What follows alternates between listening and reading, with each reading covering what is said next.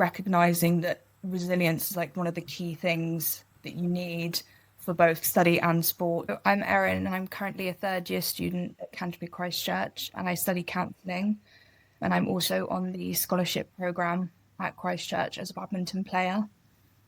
I really struggled with balancing my study and sport because, especially now being in third year, having to balance my dissertation and then other assignments on top of that, but then also trying to progress and succeed in my sport. Before the program, I used to, even when it was like a little knock in my sport, I used to take it like massively and hold it like in myself.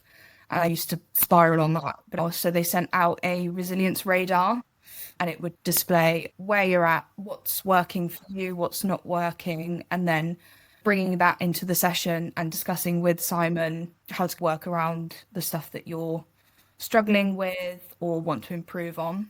It was quite a small group of us that was in the workshop, which means Simon got time to come around to all of us and speak to us individually as sports scholars, recognizing that resilience is like one of the key things that you need for both study and sport. It's more about focusing on the progress and like the process of how everything works rather than an actual outcome for it.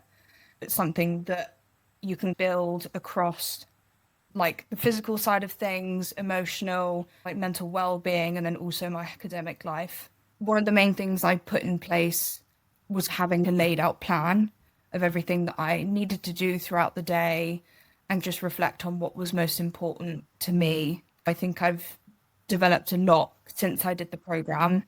I've been really on top of my studies recently. So at the end of my degree, I hope I'm aiming to get to a first.